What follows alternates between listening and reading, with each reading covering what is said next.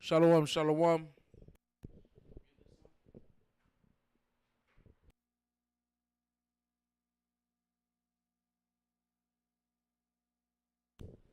Shalom, shalom.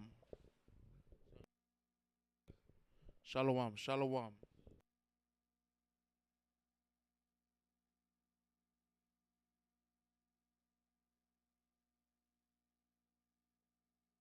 Shalom, shalom.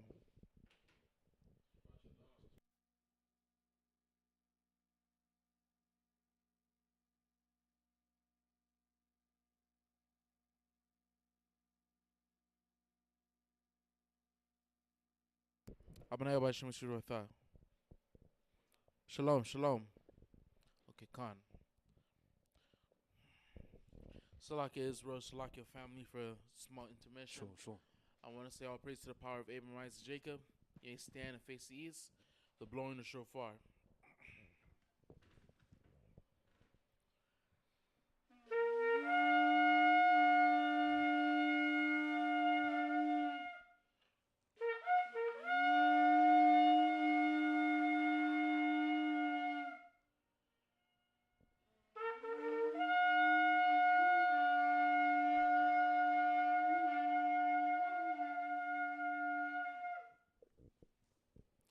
Hallelujah. Hallelujah. Hallelujah. Who's the power? Yahweh's the power. Who's the power? Yahweh's the power. By Hashem? Yahushai. By Hashem? Yahushai. The blessing of the Shabbat. Repeat the English only. Repeat the Hebrew only. Salakia. Blessed be Yahweh in the name of anointed Yahushai that gives us the Shabbat in peace. Baruch for Yahweh. Barakata Yahah. By Hashem Asyak Yahushai. Ba'ashem Mashiach Yahushai. How on the Fanawa. Lawa al Ataranav. Ha Shabbat. Ha Shabbat. Ba Shalom. Ba Shalom. Blessed be Yahweh in the name of the anointed Yahushai that gives us the law. Baruch for Yahweh. Barakata Yahah. By Hashem Asyak Yahushai. Ba'ashem Mashiach Yahushai. How on the Fanawa. Lawa al Ataranav. Ha Farah. Ha Thorah. Blessed be Yahweh in the name of anointed Yahushai that gives us the light to see. Baruch for Yahweh. Barakata Yahah. Hashem Asyak Yahushai. Ba'ashem Mashiach Yahushai. How on the Fanawa. Lawa al Ataranav. Ha'awar. Ha Warm. Laka'ah. Lakra'al. Blessed be Yahweh in the name of anointed Yahushai that gives us the ram's horn to call the people. Baruch for Yahweh. Barakata Yahah. Hashem Asyak Yahushai. Ba'ashem Mashiach Yahushai. How on the Fanawa. Lawa al Ataranav. Ha'awar. Ha Warm. Ha'ayol. Ha'ayom. Koran. Quran. Lakra'ah. Lakra'ah. Ha'ayin. Ha'aim. Blessed be Yahweh in the name of anointed Yahushai that gives us the olive oil to anoint Israel. Baruch for Yahweh. Barakata Yahah. Hashem Asyak Yahushai. Ba'ashem Mashiach Yahushai.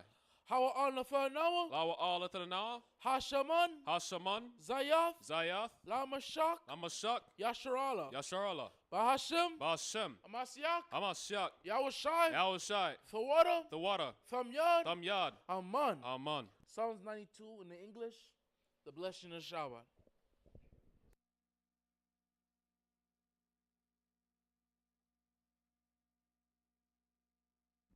Psalms 92. It is a good thing to give thanks unto the Lord, to sing praises unto thy name, O Most High, to shew forth thy loving kindness in the morning and thy faithfulness every night. Upon an instrument of 10 strings, upon the psaltery, upon the harp with a solemn sound. For thou, Lord, hast made me glad through thy work. I will triumph in the works of thy hands. O Lord, how great are thy works, and thy thoughts are very deep. A brutish man knoweth not, neither doth a fool understand this. When the wicked spring as the grass, when all the workers of iniquity do flourish, it is that they shall be destroyed forever. But thou, Lord, art most high forevermore. For lo, thine enemies, O Lord, for lo, thine enemies shall perish. All the workers of iniquity shall be scattered. But my horn shalt thou exalt like the horn of a unicorn. I shall be anointed with fresh oil. Mine eye also shall see my desire upon mine enemies, and mine ears shall hear my desire of the wicked that rise up against me. Ba'ashem. The righteous shall flourish like the palm tree. He shall grow like a cedar in Lebanon. Those that be planted in the house of the Lord shall flourish in the course of our power. They shall still bring forth fruit in old age. They shall be fat and flourishing, to shew that the Lord is upright. He is my rock, and there is no unrighteousness in him. Ba'ashem, Hamashak Shai Tawaratam Yad. Aman. Hallelujah. Hallelujah. Hallelujah. Who's the power? Yahweh's the power. Who's the power? Yahweh's the power. Ba'ashem. Yahushai. Ba'ashem. Yahushai. Psalms 121 in the English, the blessing of Shabbat. Psalms 121.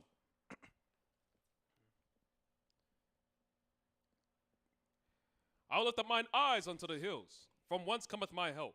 My help cometh from the Lord, which made heaven and earth. He will not suffer thy foot to be moved. He that keepeth thee will not slumber. Behold, he that keepeth Israel shall neither slumber nor sleep. The Lord is thy keeper. The Lord is thy shade upon thy right hand. The sun shall not smite thee by day, nor the moon by night. The Lord shall preserve thee from all evil. He shall preserve thy soul. The Lord shall preserve thy going out and thy coming in from this time forth, even forevermore. Ba'ashem. Hamashak Yahushai Tawaratam Yad. Aman. Aman. Hallelujah. Hallelujah. Hallelujah. Hallelujah. Darun Palau and Lashon Korash, the Lord's Prayer in Hebrew.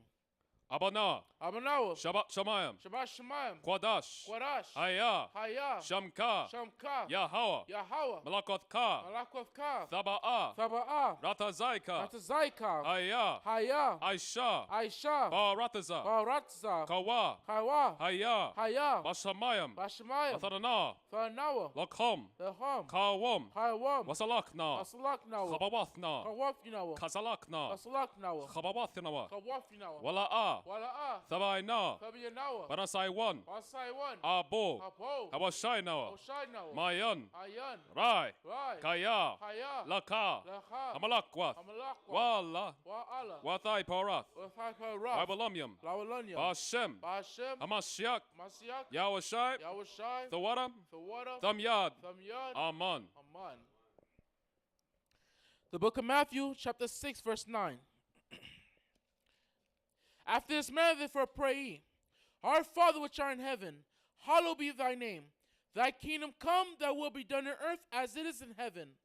Give us this day our daily bread, and forgive us our debts as we forgive our debtors. And lead us not into temptation, but deliver us from evil.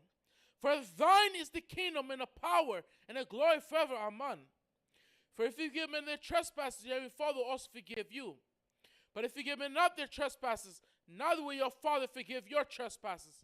Abana Yahweh Bahashem Asak Yahushai, Fawada, Famyad, Aman. Aman. Hallelujah. Hallelujah. Hallelujah. Hallelujah. I want to say all praise and power go to Yahweh Bahashem Asak Yahushai, for surely his mercy endure forever, especially in these last days, O Yahweh.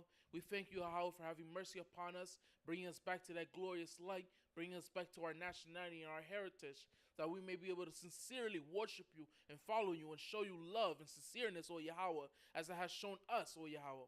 I pray unto you that you make every single brother in here clean and cleansed from any uncleanliness, unaware, O Yahweh, for how evil and wickedness and unclean America is every day, O Yahweh.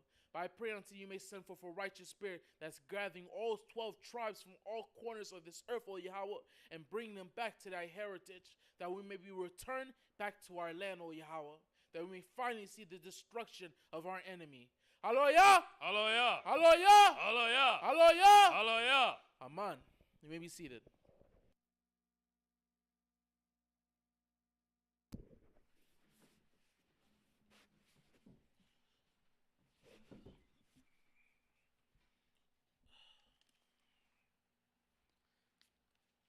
Aliyah, I need you to stay up here.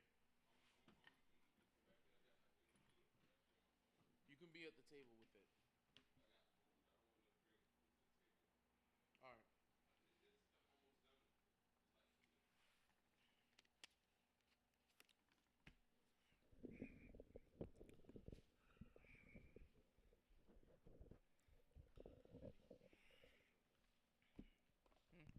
That's all right. You got a reset? No, I got it. I thought that's what you were saying. Go ahead, read Colossians chapter 3, verse 17. But first and foremost, I want to say all praise to the power of Abraham, Isaac, Jacob, for surely his mercy endureth forever. All praise to the Most High. Hallelujah. Hallelujah. Hallelujah. Hallelujah. Hallelujah. Hallelujah. All praise to the Most High. Because like I said last week, this is a great time. This is a wonderful and beautiful time for us as Israelites to be alive. We're seeing the downfall. We're finally seeing the downfall of our enemies. We're seeing him sweat. We're seeing him squirm, right? And we're seeing things that our forefathers only wish that they can see, right? But while they're in the grave, we're living these things right now, being able to witness with our own eyes. These things that's going on with Russia and Ukraine, all of this is biblical prophecy. We shouldn't allow things like this to stress us out. Because I remember my powerful priest was just breaking it down to me. As we have that warfare that's going on over there on the other side of this earth, we have to understand there's a warfare going on in our backyard right now. And this is the warfare that we've been battling for about 500 years. And it's us as black and Hispanics to get ourselves right, man. We're still battling that every day. And we know we're battling it when we still have black and Hispanics still in the damn Christian church. Still worshiping that damn fake Jesus that hasn't done nothing for black and Hispanics since we got to this godforsaken country, man. That's the reason why we know that even though we acknowledge that's biblical prophecy that's going on, and we should.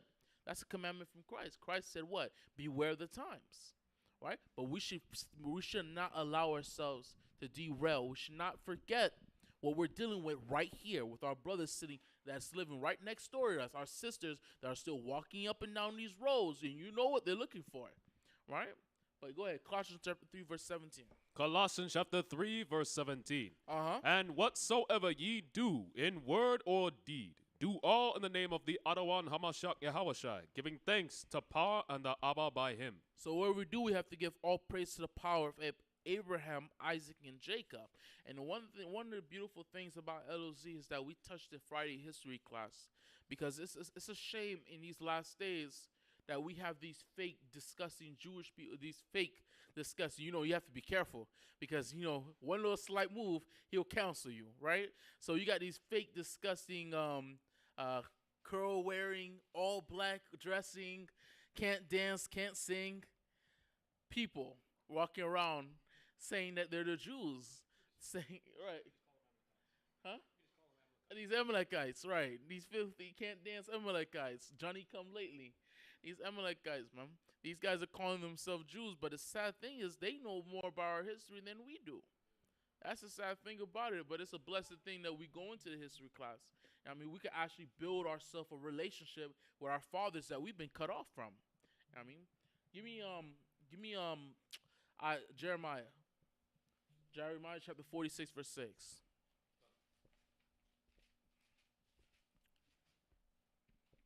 Jeremiah chapter 46, verse 6. Mm-hmm. Let not the swift flee away, nor the mighty man escape. They shall stumble and fall towards the north by the river Euphrates. Mm-hmm. Who is that? Who is this that cometh up as a flood, whose waters are moved as the rivers? Egypt riseth up as a like a flood, and his waters are moved like the rivers. But give me Job chapter 8, verse 8. Salakia. I'm gonna remember it. Hold on 1 second. Yeah. Or Job 8 and 8. You know what I want.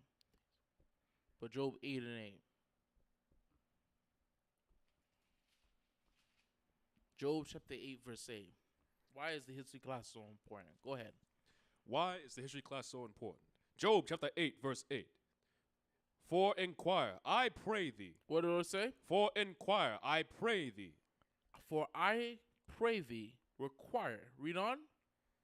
Keep going. For the former age. For the what? For the former age. What has happened already. What's been already. Read on.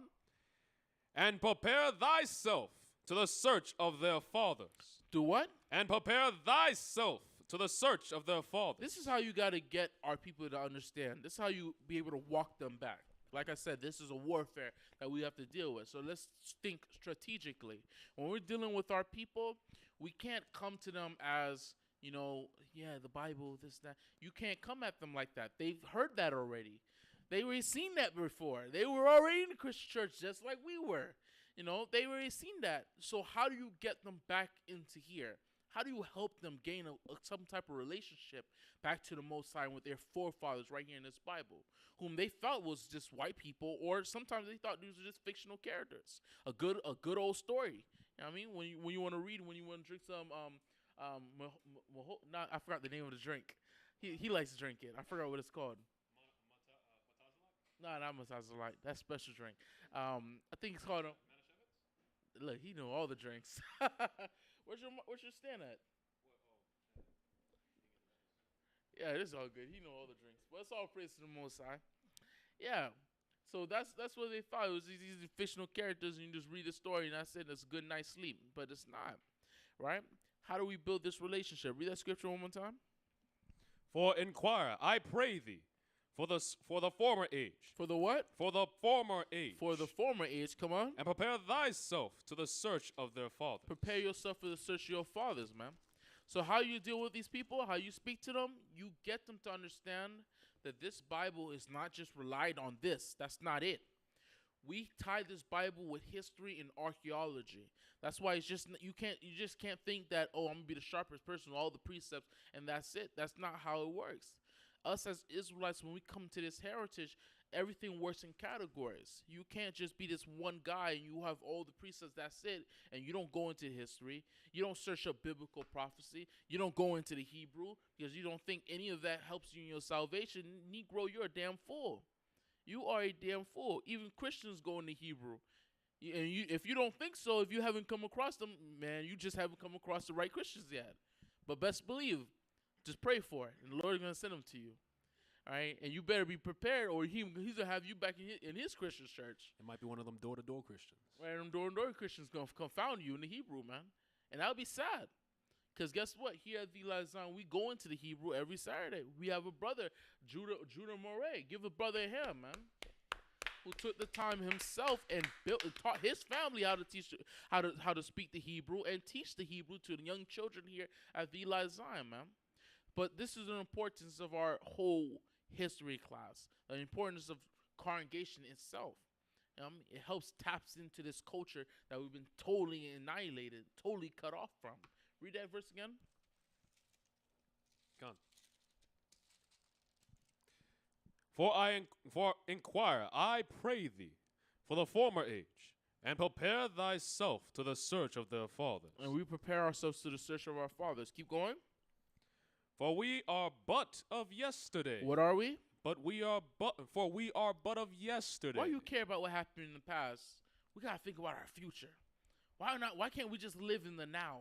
But the Most High said what? What did he say? For we are but of yesterday. The Most High said we're but of yesterday. That's how we rely on ourselves. Because I remember the chief priest used to say all the time, if you Negro, if you don't know where you're coming from, you don't know where you're going. It's just bottom line, right? Give me that. Give me Job. Give me Job chapter 12, verse 7. I'm going to prove that we need the history and archaeology to tie in all these things, man. Give me Job. Job chapter 12, verse 7. Job chapter 12, verse 7. Uh-huh. But ask now the beasts. Start from verse 6. Verse 6. The tabernacles of robbers prosper. Uh-huh. And they that... And who's the tabernacles? Who's the tabernacles of robbers? That's a good Who's the tabernacle of robbers? Who's that? The tabernacle, let's just look at the concept. Tabernacle. For us as Israelites, we was in the wilderness, we had a tabernacle, right? Our tabernacle was supposed to represent as the what to us? What? I need camp voice. Ain't nobody can hear you. And that made it what to us? What was that? Holy, yes, sanctified, separated. But that was the chief place. That was the chief place. It was set apart. It was holy, sanctified. That was the chief place, the high place, right? So when it says the tabernacle of robbers, these people are above every other robber there is. He's chief above them. You can think about the petty thief. He may be going to steal your lighter. Yeah, like Jake out here in these streets. But this guy, he'll come to your house. He'll rob you, take the door, the hinges, and the nails, and he won't leave anything behind. This is who this robber is. Now, can someone give me an answer who this may be? I want this brother to say it. He look like he in the Holy Spirit, got the wood burning. Go ahead, brother. Huh? Camp voice? There you go. Give the brother a hand. There you go. Esau, our oppressor, man. Go ahead. No, you go. You stay in Job. I mean, Job chapter 12, verse 6. The tabernacles of robbers prosper, and they that provoke Yahweh are secure. Into whose hand Yahweh bringeth abundantly. Keep going. But ask now the beast. What do we do? But ask now the beast. Now, what are we gonna do? We're gonna start talking to we're gonna start talking to snakes like the Christian church said Adam was talking to a snake in the garden. I mean, what are we gonna do? We're gonna start talking to a dog. We're gonna talk to Frido outside to ask him who's the chief, who's the tabernacle of robbers. That's how we're gonna find out who it is. We're gonna go talk to a cat, Freaky Friday. He's gonna talk. You're gonna talk to a cat. He's gonna talk back to you. That's not what's gonna happen. Read that one more time. You want to talk to Sonic? But but ask now the beasts, and they shall teach thee. The beast shall teach us. So what do we have to do? We have to observe what's going on with the animals of this earth. What's going on? Why is their habitations always being destroyed? And when their habitations are destroyed, who's replacing those habitations? Who's taking those? Who's cutting all these damn trees off to make a parking lot? Ain't nobody gonna be over there in that parking lot besides Jake gonna be sitting over there drinking some liquor. Who's gonna be over there? Who's doing all of this? Who's destroying all these type of habitations, right? For all these animals, pushing them to the brink of what? Extinction. Who's doing this? Read on. And the fowls of the air, and they shall tell thee, or speak to the earth, and it shall teach thee. What did it say? Or speak to the earth. And speak to the earth. And what? And it shall teach thee. And what's gonna happen? And the fishes of the sea shall declare the earth. And it shall teach thee. And the earth is gonna teach us. How does the earth teach us? That's through the archaeology. All these archaeologies, all these things that we discovered, all these things support what we believe in our faith, right? We don't pull up no book that shows some ancient line that goes all the way back to Jacob, Isaac, and Abraham. No, but we base these things off what we believe in our faith based off prophecy, archaeology, and history, right? Now give me book of Revelation. Give me Revelation chapter 12. Revelation chapter 12. Revelation chapter 12, verse 1. We start from verse 1. Verse 1. And there appeared a great wonder in heaven. A woman clothed with the sun. What did it say? A woman clothed with the sun. A woman clothed with the sun. She's clothed with light. Light has always been symbolic for light, and luminescence have always been symbolic for wisdom and understanding. It has always been symbolic for knowledge. This is the reason why it says the sun and then it says the moon. That's the reason why when we read in Genesis chapter 1, it said that the sun, before it even obtained its name, it was man who gave it its name, not the Most High. Because when you read Genesis chapter 1, the Most High just called it two lights. That's it. You don't see the moon being called, and you don't see the sun have the name sun until Genesis chapter 13. You don't see the moon has its name until Genesis chapter 34. So you don't see those names applied to it until man applied it that. And I can break down the etymology and why they chose those specific names. But when you read Genesis chapter 1, they just called it lights, a luminescence, right? Why? Because luminescence has always been symbolic for wisdom, knowledge, right? She's clothed with wisdom. That wisdom is the law, statute, and commandments. Let's get Proverbs chapter 6, verse 23.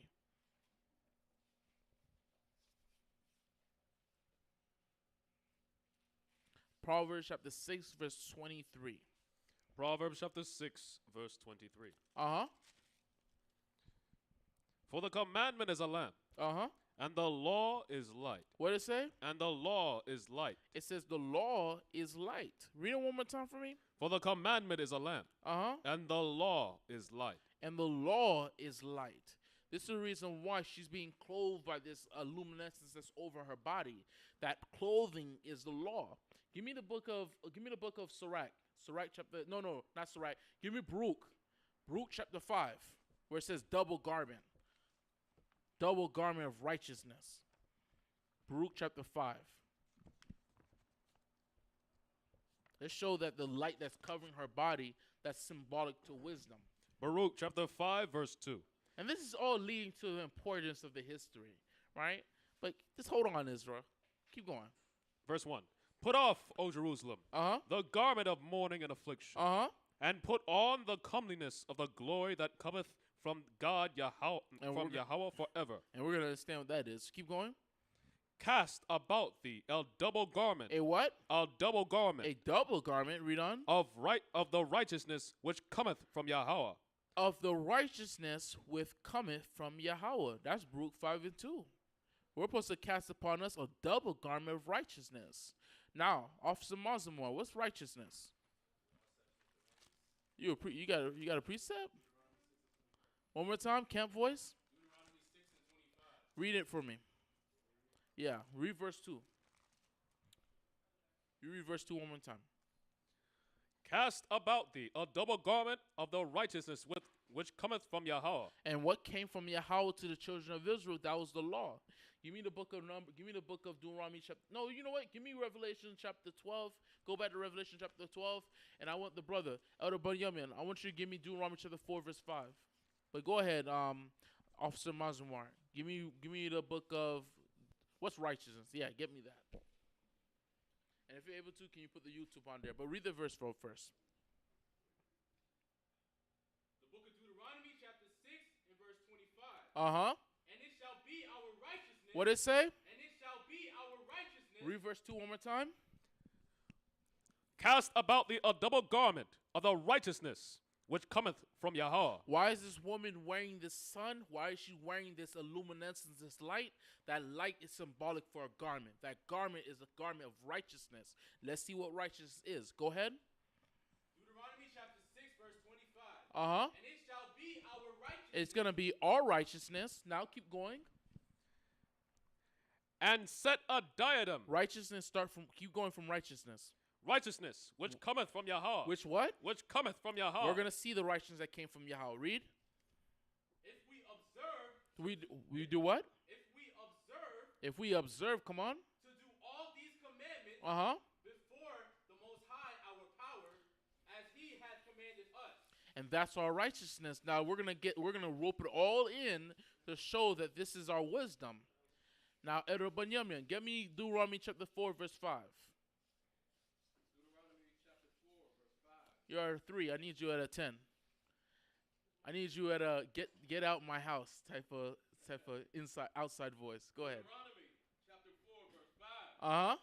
Behold, I have taught you statutes and judgments, even as the Lord my God commanded me, that ye should do it so in the land whither ye give to possess it. Keep going. For this is your wishbone.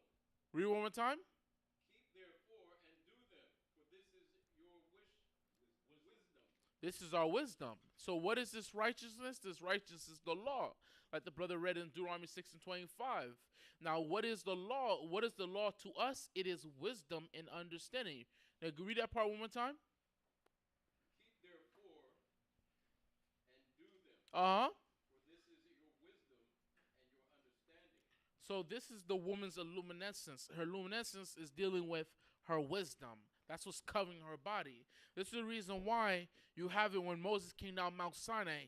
He was dealing with the Most High. He was getting so much wisdom and understanding. What happened? He came down. The people were afraid to come near him because he had all this light shining from his face. He had to put a veil over his face to cover his face, or the people wouldn't come near him, because they felt like they were going to die. How much light that was shining around his face. That dealt with wisdom.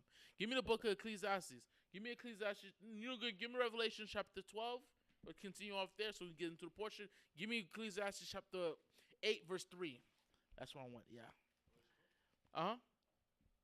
Revelation chapter 12. Verse 1. Verse 1. And there appeared a great wonder in heaven. A woman clothed with the sun, and the moon under her feet, and upon her head a crown with 12 stars. Read it from the beginning one more time. And there appeared a great wonder in heaven. A woman clothed with the sun. She's clothed with what? A woman clothed with the sun. She's clothed with the sun, right? Hold on 1 second. Is that the scripture I wanted, right?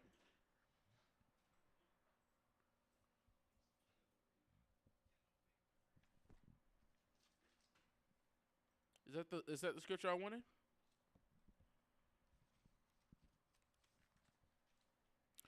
It's like it wasn't verse 3, it was verse 1. That's what I wanted. Yeah. Remember Ecclesiastes chapter 8. Go ahead. Ecclesiastes chapter 8, verse 1. This is the book of Ecclesiastes, chapter 8 and verse 1. Don't worry about the mic. Just use camp voice. You know how it is. Ecclesiastes, chapter 8 and verse 1. Who is as the wise man? Uh-huh. And who knoweth the interpretation of a thing? Uh-huh. A man's wisdom. And man's what? A man's wisdom. And our wisdom is the law, statute, and commandments. It's so beautiful when everything about the scriptures is harmonized so perfectly. Go ahead. It's like a what's that song? It's like a song from Mr. Chariot's over here sitting down. Yeah, go ahead. A man's wisdom maketh his face to shine. And our wisdom make our face to shine. Keep going. And the boldness of his face shall be changed. Right, so that's what it's dealing with the sun that's around her body. But the moon that's under her feet, that's dealing with understanding and knowledge. How she's obtained wisdom, she obtained the law, that's what make her body to shine. But the moon, the light that's under her feet, is subjugated by her. What's subjugated from us, what we subjugate, is knowledge and understanding. That's what we have. Because the pinnacle of understanding from these scriptures could only be attained by Israelites. This is why the whole prophecy is that the heathens are going to grab our skirts so they can understand how to serve the Most High. When we gain this kingdom, they're going to have to come to us. That knowledge about the law, statute, commandments, this knowledge on how to serve the Most High is subjugated by the children of Israel. It was given to us by the Most High God. Give me Baruch chapter 3, verse 36. Elder Bunyamin, you can read that. Baruch chapter 3, verse 36. Go ahead and read Revelation. Revelation chapter 12, verse 1. And Uh-huh. there appeared a great wonder in heaven, a woman clothed with the sun and Uh-huh. the moon under her feet. The moon was what? Under her feet. Like I said before, Genesis said what? Genesis never called the sun and the moon. It never called it by those names. It just gave it a standard name called lights, which is a war. It just gave it the name a war, lights, right? So this light covering the body, the light covering it under the feet, right? Let's see why. Why is the light under her feet? It deals with subjugation. But read that. Read Baruch chapter 3, verse 36, if you got it. This is Baruch chapter 3, verse 36. Camp voice? He had found out all the way of knowledge. Hold on, Elder Buddy. I need somebody to give me camp voice. Give me a Mazamar. Baruch chapter 3, verse 36. I want you to see how he reads it. The book of Baruch chapter 3, verse 36. Uh-huh. He hath found out all the way of knowledge. Read from 35 and then jump down to 36. Verse 35. Uh-huh. This is our power. What it say? This is our power. This is our power. Read on. And there shall be none other. Salah. And there shall none other be accounted of in comparison of him. Uh-huh. He hath found out all the way of knowledge. All the what? All the way of knowledge. All the way of knowledge. Read on. And hath given it unto Jacob his servant. Unto who? Unto Jacob his servant. So why is this light under her feet? It's in subjugation to her. She not only has the law which cover her body, which is the nation of Israel, but the light that's under her feet that deals with knowledge and understanding of this wisdom, and that can only be obtained by us as Israelites. Read on. And to Israel his beloved. And that's the reason why it's under her feet. Let's get one last verse to deal with that. Give me the book of Proverbs chapter 4, verse 7. Whoever gets it, quick on the sword, read it for me. Proverbs chapter 4, verse 7. You keep going. Where you at? No, you go and read the Revelation. Proverbs Mm-hmm. chapter 4 and verse 7. Uh-huh. Wisdom is the principal thing. What it say? Wisdom is the principal thing. That's the reason why the light covers her body, because that's the principal thing. The law is our principal thing. Read on. Therefore, get wisdom. Do what? Get wisdom. Abide, adhere to this law. Read on. With all thy getting, With all thy getting, come on. get understanding. What happens after you get wisdom? Get understanding. One more time. Get understanding. And you have to obtain the understanding. We have the law, we have the wisdom, but we also have the understanding. They can't get the understanding. Heathens cannot get this understanding.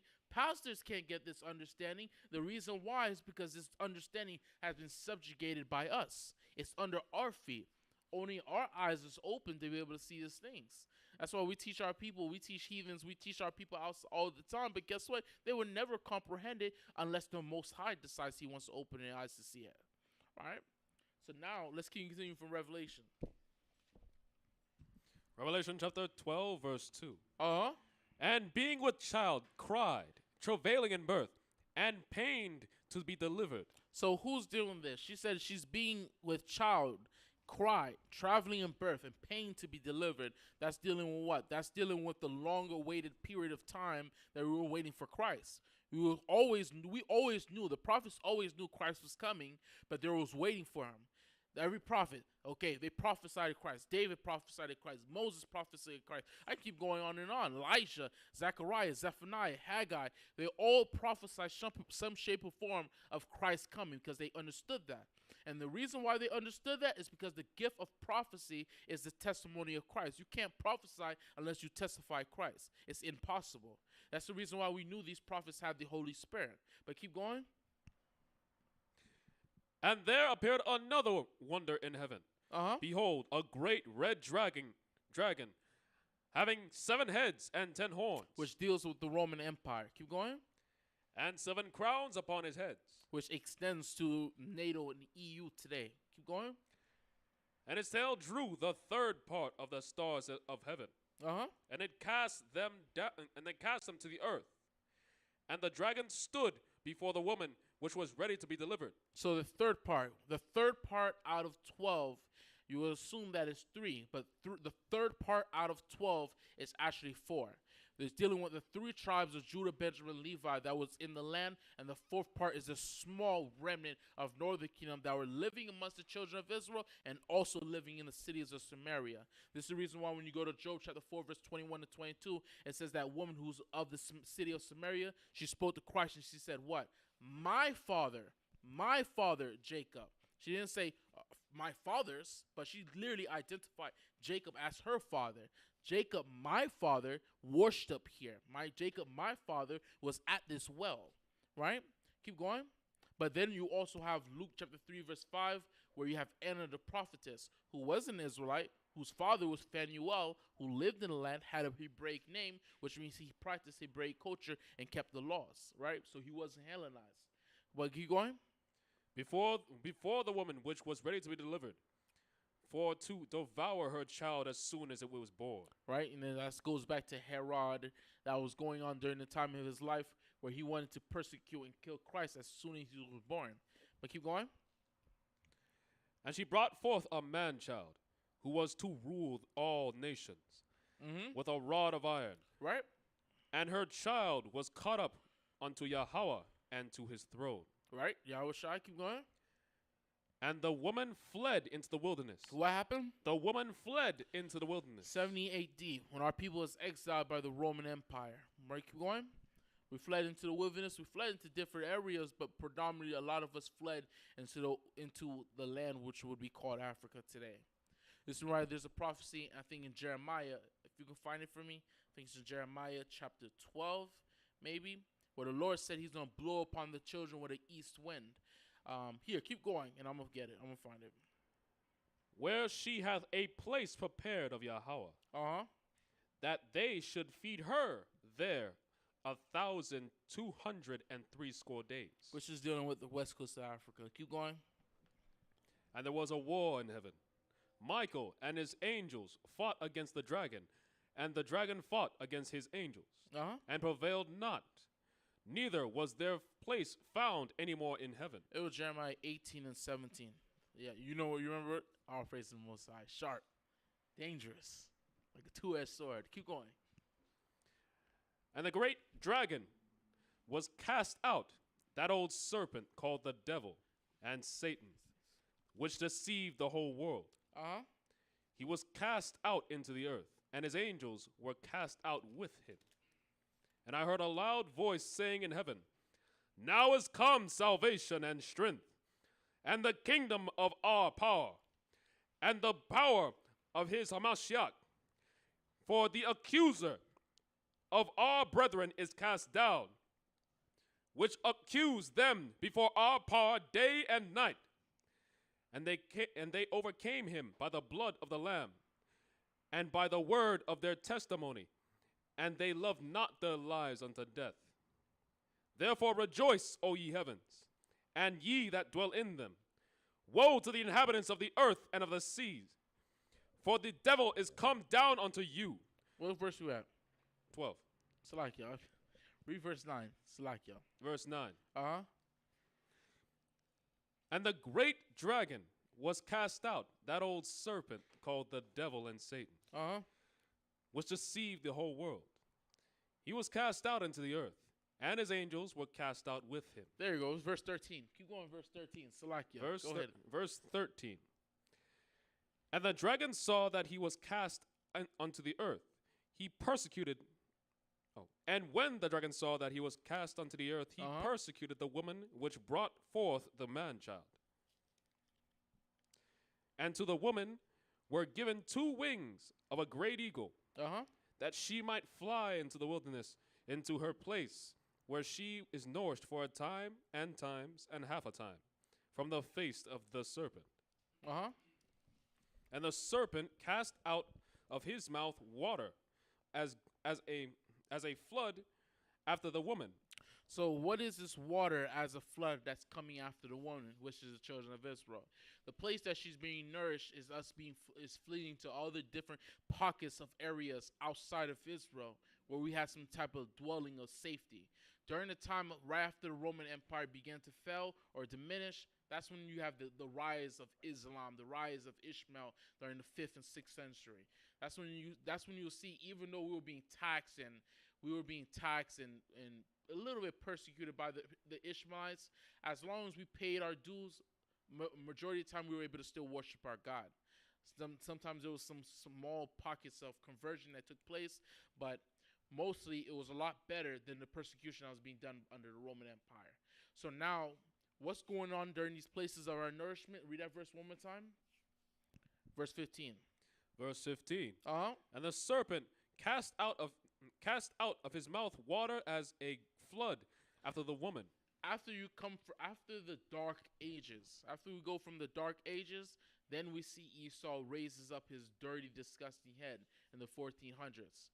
That's when he defeated what's that place again? The I can't remember. It's right near Spain and Portugal. I forgot what it's called.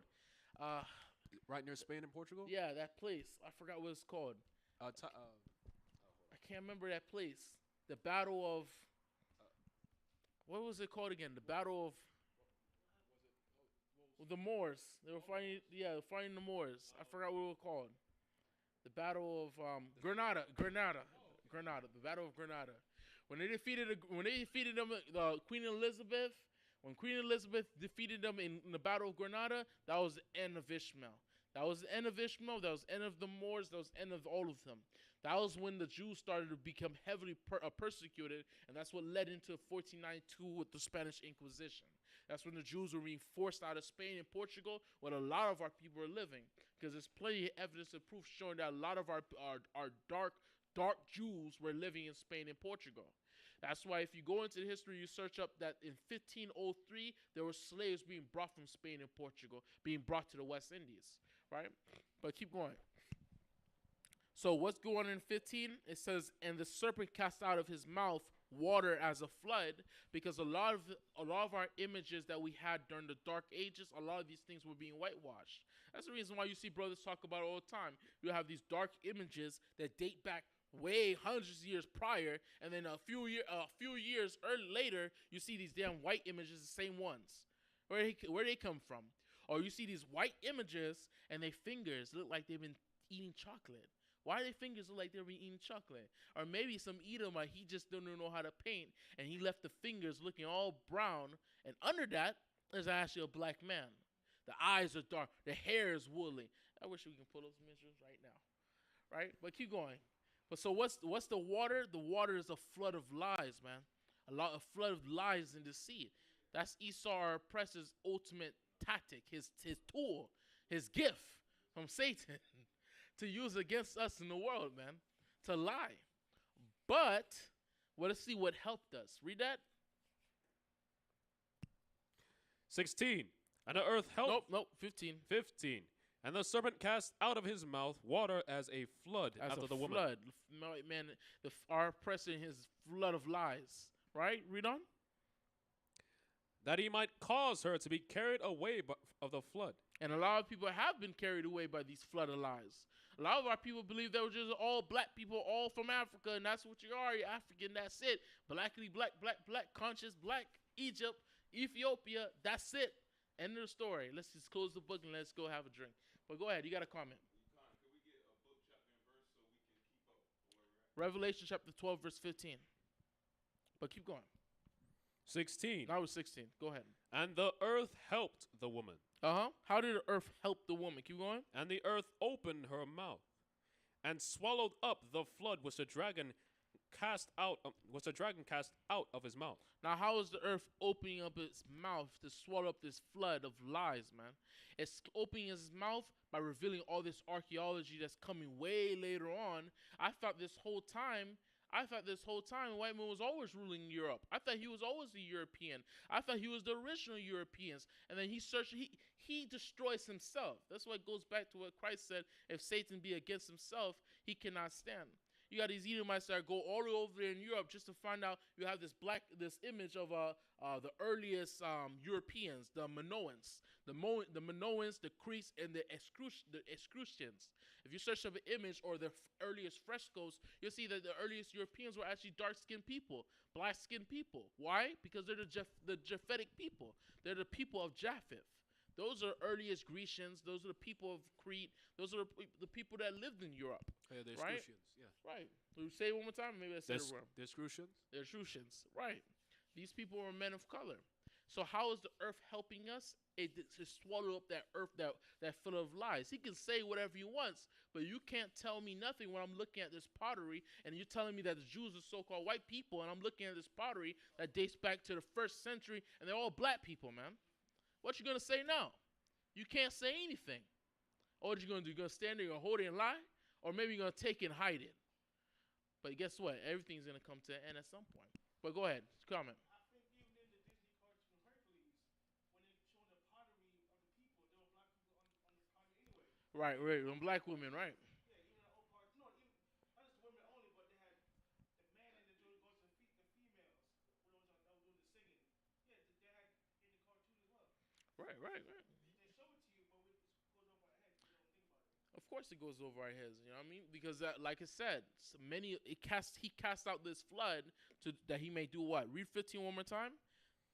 And the serpent cast out of his mouth water as a flood after the woman, that he might cause her to be carried away of the flood. That he might what? That he might cause her to be carried away of the flood. That he may attempt to cause us to be carried away by his flood of lies, man, his flood of deceit, right? Go ahead. You got something? All right, I'll praise the Most High. All praise the Most High. So now, the importance of our history class is for us to get back to this, to understand that it's not just this scripture, this Bible that you have in your hand that's going to help you identify who you are as an Israelite. We use the history, archaeology, and prophecy all together, mingled together like fine wine. I mean, and assist your stomach all good and delicious. Why? Because that's what the Most High gave us. These are our tools, right? So now let's go into this history ourselves. Let's go into the history of our powerful leader, after a powerful Levite, a Haitian man, Moses, was leading us. Now we're in the hands of a Puerto Rican man named Joshua. All right. Most High save us. Puerto Rican. Joshua chapter 4, verse 15. Let's get into this. Oh, verse 12. Salakia.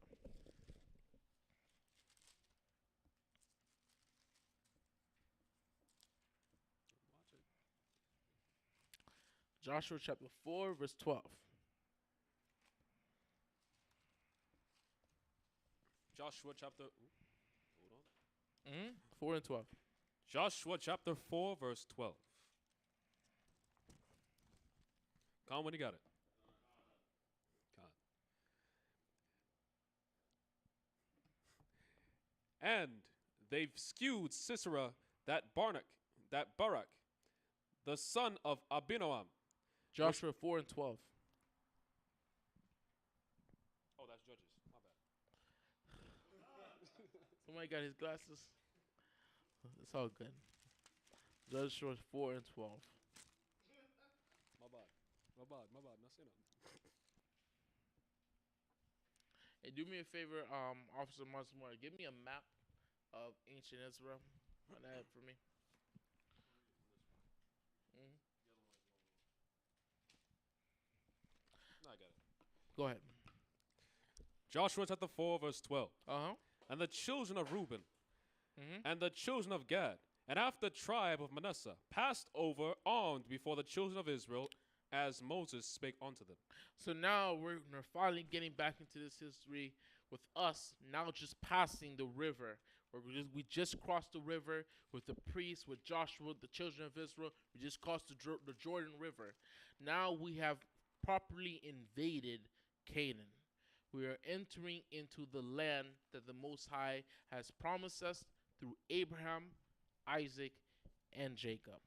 Now, when we identify this verse, Joshua 4 and 12, it says Reuben, Gad, and the tribe of Manasseh.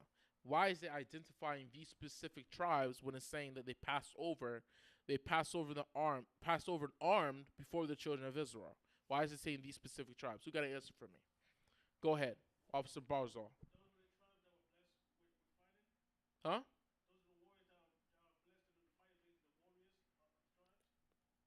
La. There's a reason why they're being pushed in the forefront. That's half, but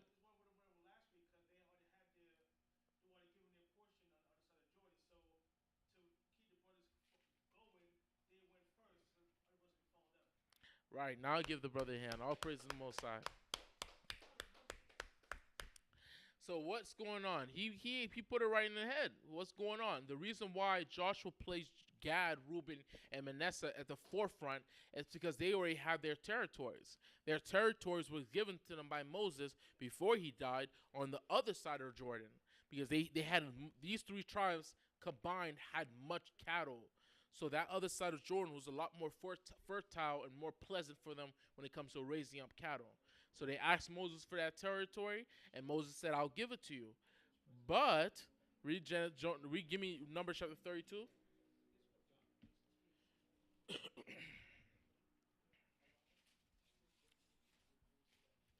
Numbers chapter 32. Uh-huh. Numbers chapter 32, verse 1. Uh-huh. And now the children of Reuben and the children of Gad had a very great multitude of cattle. And when they saw that the land of Jazer, the land of Gilead, that behold, the place that was a place for cattle. What was it? The place that was a place for cattle. So it was very sincere.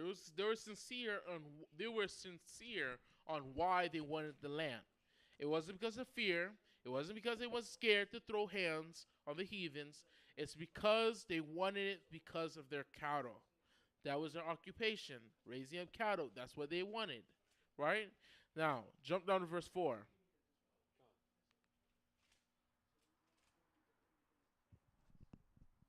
Verse 4. Even the country which the Lord smote before the congregation of Israel is a land for cattle. It's a land for cattle. Come on. And thy servants have cattle. Mm-hmm. Wherefore said they, if we have found grace in thy sight, let this land be given unto thy servants for a possession, and bring us not over Jordan. And Moses said unto the children of Gad and to the children of Reuben, shall your brethren go to war and shout? What the heck are you talking about right now? I don't want to hear that noise. Your brothers are gonna go to war, and what you trying to say? Because Moses is taking this as, you have to understand Moses' position. Moses is taking this as an excuse already. He's a Haitian man. I'm Haitian. I know my brother. He's taking this as an excuse already, and the reason why is because he had the experience with this already. He told 12 of the sons. He told 12 of the tribes. He took 12 representatives to go into the land 40 years ago. Go into the land of Canaan, look it out, spy it out, come back with a good report and see what's going on. Tell the children of Israel so they can go over there and conquer it. They spied it out. They came back and said, if we go there, we're going to die. Only two men, an African American called Caleb and a Puerto Rican, my beloved brother named Joshua, who stood firm from the Most High God. Right? That's the reason why they were only two permitted to go into the land, even after Moses was the one who died. Moses died on the other side of Jordan. So Moses saw this. They destroyed the morality of the nation of Israel by giving that evil report. The Most High was frustrated. The Most High made us wander the wilderness for 4 decades. 40 years. 40 years. Now think about that. Think about the whole journey. We went from Egypt with a whole objective of going into the land. Now, the Most High just has us wandering in the wilderness for 40 years. It's like walking around a tree. Or better yet, it's like the Twilight Zone. There you go. The Twilight Zone, you're on a road going nowhere. Onward forever. Right? And that's what it was. The 40 years wandering around the wilderness was like the Twilight Zone. And then finally, the whole generation that fell for that evil report, they're dead now. Moses is dealing with their children. Their children is talking to Moses now. So now he's hearing this, and he's already deciding, yo, this is a filthy excuse. I don't care what you got to say. This is an excuse. I mean, you're going to stay here, and what you think what's going to happen? The other 12 tribes, are going to what? Want to go over there still? While 3 tribes stay here? And what's so significant about these 3 tribes? Gad, Reuben, Manasseh. What's so significant about these tribes? Huh? Who knows? I know. Maybe because I'm a priest of the Lord. But go ahead, Captain Aliyah. I would say Manasseh is a great tribe itself, and Reuben, and they were the elder brothers, so they were like looked upon as somewhat as a leader of decision making. That's my discerning and guess. That's not the reason. There's a reason why Moses is so frustrated, and in fact, these specific tribes came to him about this. There's a reason why. What do you know about your brethren? The Native Americans, the Seminole Indians, and the Taino Indians. What you know about them? They're what? One more time? They're great fighters. And they were great fighters now, giving the Spaniards in the Spanish hell over here in the Americas, and they were giving the Africans hell over there. Right? So now give me 1 Chronicles. Give me 1 Chronicles chapter 8. Whoever gets it, read it for me. Click on the sword. You keep reading for me. Keep reading where you at.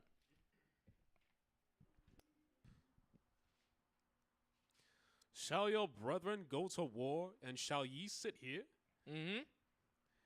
And wherefore discourage ye the heart of the children of Israel from going over into the land which the Lord hath given them? Because these specific tribes, if these specific tribes stay back, this is going to destroy the morality of the whole nation of Israel. And now we're going to go, we went from 40 years, now we're going to go to 80 years of wandering the wilderness. And I don't know, I love my brother Moses, but I don't think he'll make it that time. He made it through those 40 years the first time. I don't think he'll be with the children of Israel another 40 years. Right? This is why he's so worried about this, with them coming to him with this notion. Right? Who got my scripture? 1 Chronicles chapter 5, verse 8. Mm-hmm.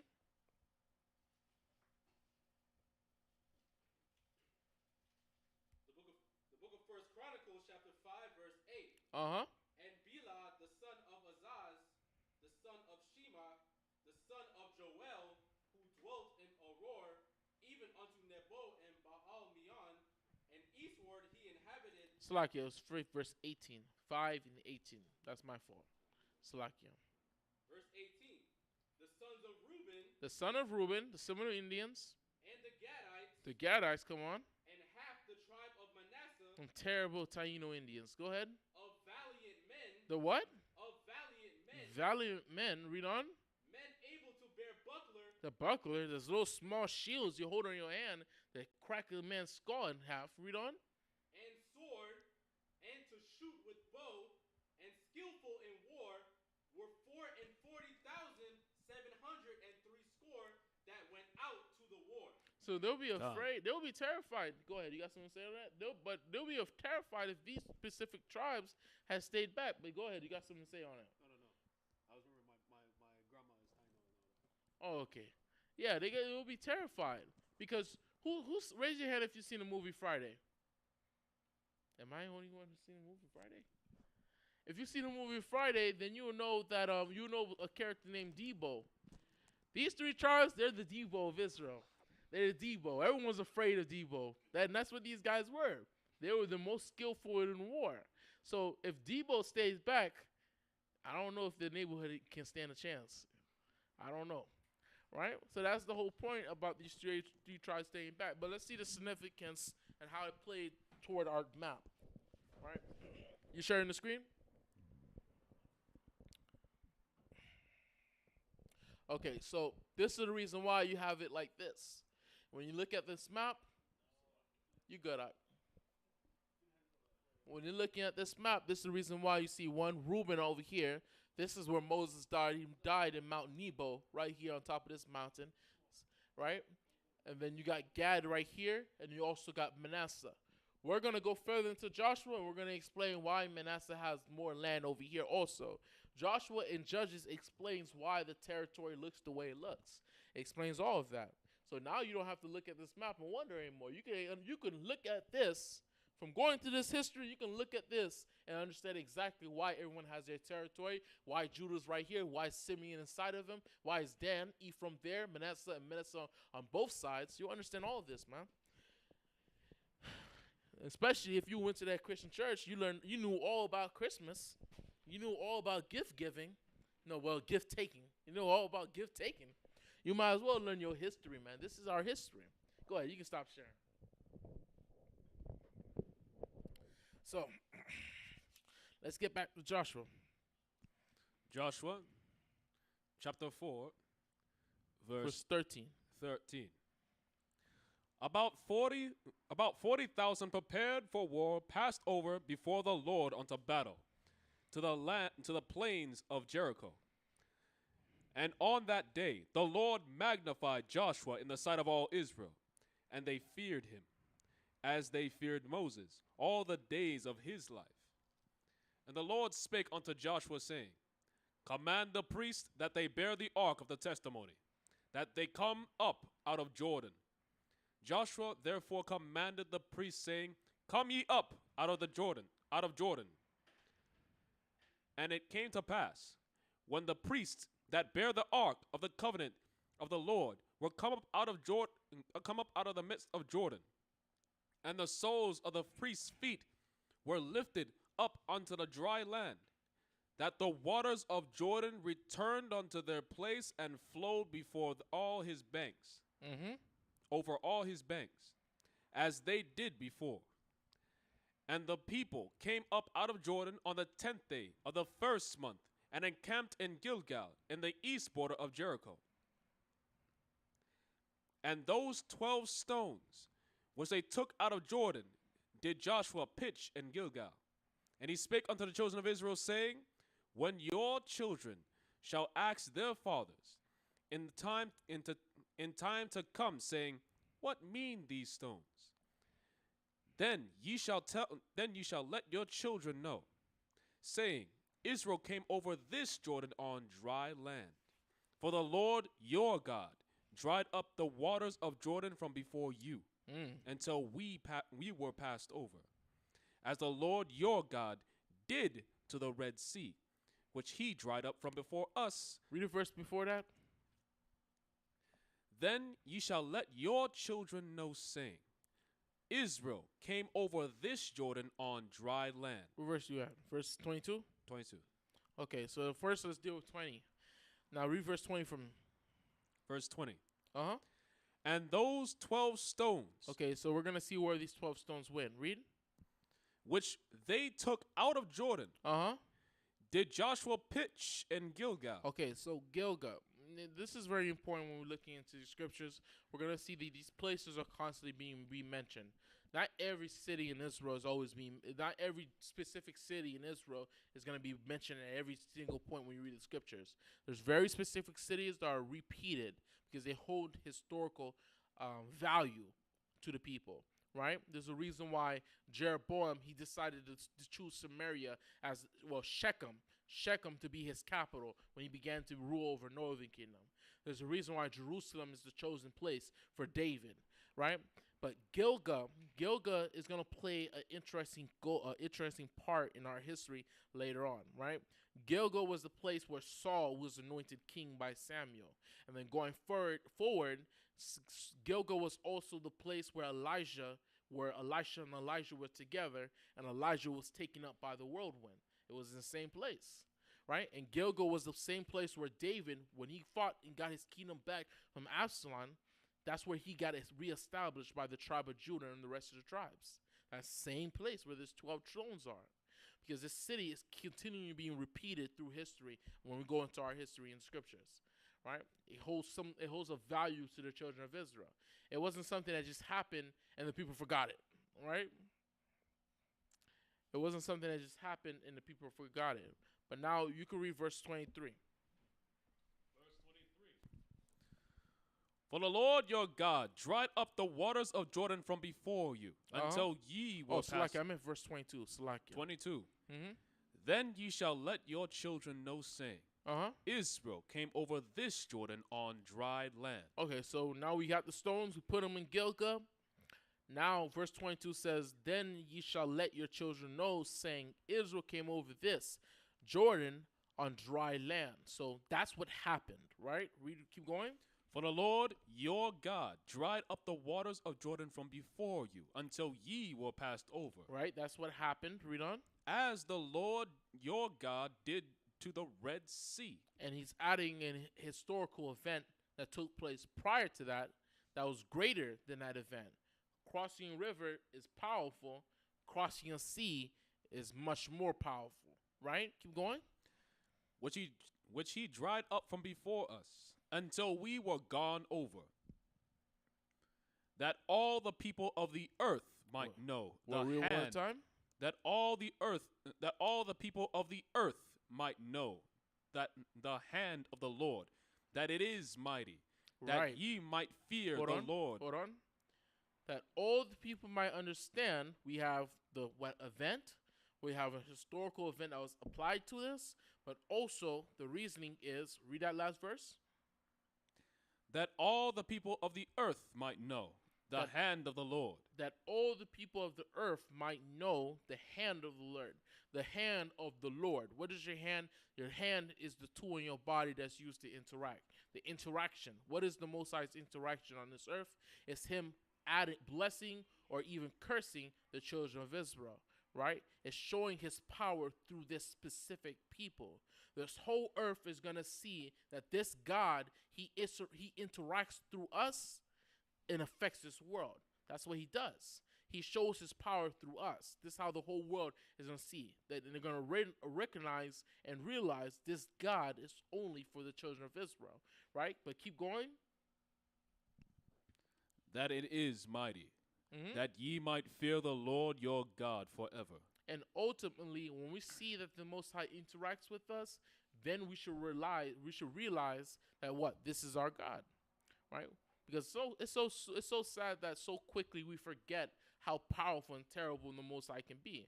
How about the fact that when we were eating that damn meat, quails in the wilderness, we had it in our teeth. We were whining and screaming to the Most High for it, complaining. Right, like that was strange taste. Sisters complaining, and what happened? The Most High put us to death. The Most High plagued us. The Most High tortured us. Right, until he had mercy again. Killed the multitude there. Right, he killed the multitude there. Numbers chapter 11. Right. So what is this all for? It's all for us to remember and glorify the Most High and fear him. Somebody give me Sirach chapter 2 verse 16. You can keep going. Quick on the sword. And I specifically want Elder Bunyamin to read it, actually. Sirach chapter 2, verse 16. But you keep going. Next chapter. Chapter 5. Uh-huh. And it came to pass, when all the kings of the Amorites, which were on the side of Jordan westward, and all the kings of the Canaanites, which were by the sea, heard that the Lord had dried up the waters of Jordan from before the children of Israel, until we were passed over, that their heart melted. Neither was their spirit in them any more, because of the children of Israel. At that time, the Lord said unto Joshua, make these sharp knives, and circumcise again the children of Israel the second time. You got the precept?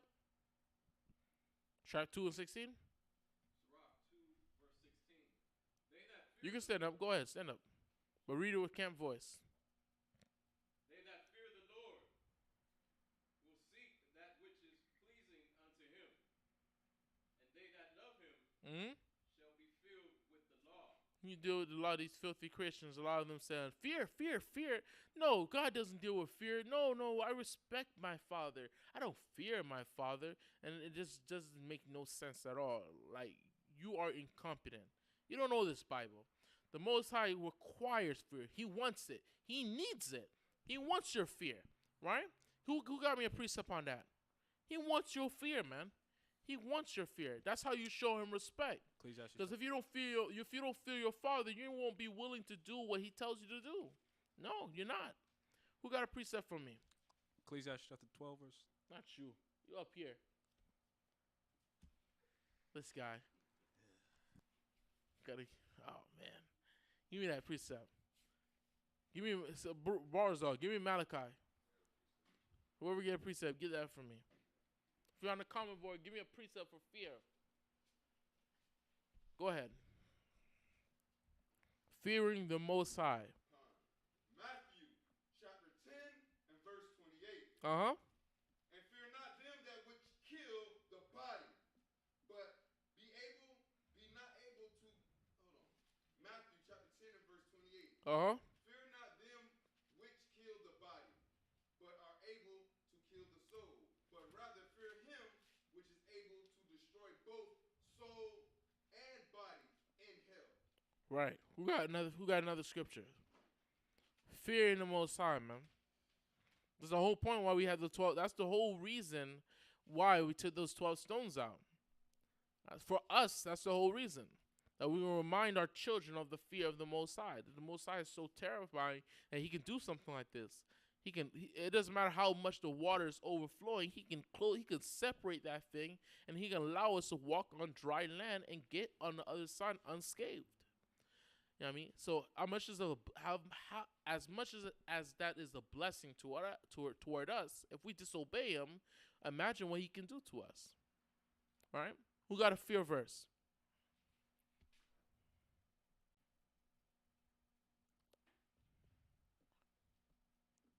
Malachi. Give me Malachi chapter 1 verse 6. Quick on the sword. Whoever gets it. Here's the book of Malachi, Stand up. verse 6. Uh-huh. A son honoreth his father, and a servant his master. If I be a father, What did the Lord say? if I be a father, If the Lord be your father, read on. where is my honor? What did he say? Where is my honor? Where's my honor? If I'm your father, where's my honor? Read on. And if I be a master, And if I'm your master, read on. my fear. What did he say? Where is my fear? One more time. Where is my fear? Where is my HEW double hockey stick fear? Where is my fear? I can't be your father or your master if I don't have no honor, no fear. That's what he requires, right? Well, go ahead. Who got a last one? Who got a last fear, a verse for fear? Proverbs chapter 1 and verse 7. Uh-huh. The fear of the Most High is the beginning of knowledge. What it say? The fear of the Most High is the beginning of knowledge. And that's knowledge. Having fear, being afraid of this thing that's outside of you. Being afraid of this thing that creates the things that you fear. You know, Negroes be having grills in their mouth, pants below their behind, maybe dreadlocks, tattoos, gun on their side, and they be afraid of the dark. They be selling drugs, but they do it during the daytime because they're afraid of the night. Right? And you tell me you shouldn't fear the Most High God. The Most High created the dark. How about you fear him? Right? Read. Keep going. But fools despise wisdom and instruction. Uh-huh. That's a powerful verse. Who got next? Go ahead. The book of Proverbs chapter 8 and verse 13. Uh-huh. The fear of the Most High is to hate evil. What it say? Is to hate evil. It say hate evil. Come on. Pride Uh-huh. and Uh-huh. And the evil way Uh-huh. and the forward mouth That's right. do I hate. That's right. That's a powerful verse, man. That's the fear of the Most High. We should always be reminded of the fear of the Most High, especially when we're getting closer to Passover. Passover, April 14th. Well, we should remember the fear of the Most High with the death angel that killed all the firstborns of them filthy Africans. Right? Read. God. And Joshua made, Joshua chapter 5, verse 2. At that time, the Lord said unto Joshua, make these sharp knives, and circumcise again the children of Israel the second time. What did it say? And circumcise again the children of Israel the second time. So we were already circumcised in the wilderness when we left out of Egypt, right? But that generation died. That generation did not see it. They did not see the promised land, right? And just a small side note. If you ever feel discouraged in this truth, if you just don't feel like you're ever you may not see the kingdom. You may not see in your life. You may not. There's so much things that have to happen right after we leave here. When we make it into that wilderness, we're taking up in them chariots. We're going to the wilderness. We're going to the wilderness. We'll be there. We don't know how long we'll be there. We know at least, according to the scripture, we'll be there for at least a year. Because Yahushua will be reteaching us all the laws. We'll be reteaching us all our celebrations. Because you see, all of us are doing it in different accords. So we'll be all put in one accord, right? If you ever feel fearful, oh man, damn, there's so much things that happen. I'm reading these prophecies. I just don't know, man. I don't know if I'll make it. I feel like I'm going to die in the wilderness, or I may just die before I even get to the wilderness. And I may not see the kingdom. Don't get fearful, man. That fear that you have right there, that's a demon. That's an evil spirit. And you better get that thing out your spirit, man, your body, man. Con? And the reason why is because we can observe righteous, powerful Puerto Rican man called Joshua. Joshua was in captivity. He was in slavery alongside Moses. He was in slavery alongside Aaron, Eleazar, in Egypt, right? He lived through that bondage, and guess what? He went from his captivity, like we're living our captivities now, He went from his captivity, saw his savior, which was Moses at the time. Ours will be Yahushua, He saw his savior, got brought and delivered into the wilderness like we're waiting for, saw the wilderness, survived it, went under the covenant as we're trying to get into the covenant, and made it into the land. This is how we know it's very possible for us to see all these things be fulfilled, especially all in just one lifetime. Because that's how powerful and wonderful the Most High is, how merciful He is. But it's for us right now to always be rehearsing these righteous acts. Don't let nobody discourage you. Especially, number one person in your life is going to be you. Don't allow yourself to be discouraged by yourself. Don't. Because when we look at these scriptures, it's very possible. Right? So now let's continue. Verse 5. Chapter 5. Chapter 5. Verse 1. I want to read verse 1 again. Verse 1. Uh-huh. And it came to pass, when all the kings of the Amorites, which were on the side of Jordan westward, and all the kings of the Canaanites, which were by the sea, heard that the Lord had dried up the rivers of the waters of Jordan from before the children of Israel, until we were passed over, that their heart melted. What happened? That their heart melted. So the Most High put a spirit of discouragement in them. How did he get discouraged? Why did he get discouraged? Can you put a map of ancient Israel one more time for me? Officer, can you put a map of ancient Israel right on the screen for me one more time? Let's see why these Canaanites, man. Let's see why they were discouraged when they found out at some point they knew we were on the other side of Jordan, and then out of nowhere we're on this side of Jordan with them. Let's see why they're discouraged. All right, this is what happens when you're a heathen and you don't have a God. All right, let's see. So, like I said before, you're sharing the screen. All right. So follow my finger. So this is where we were. All right. This is Mount Nebo. this is where we were with Moses when he died. Coming to up here, remember Gilgal, right? Now you see you're remembering the names of the places. Gilgal is where we put the 12 stones. So we were over here on this side of the river. They knew where we were because remember, the previous chapter, Joshua sent the spies. He sent the 2 spies into the Canaanite city to check out the land, right? They went into that land. They hid the lady, Rahab. She hid them in her house. The people went to go search out for the spies, and they said they went all the way up to the Jordan River looking for those spies. So they knew where the children of Israel was encamped. They knew that the children of Israel was coming.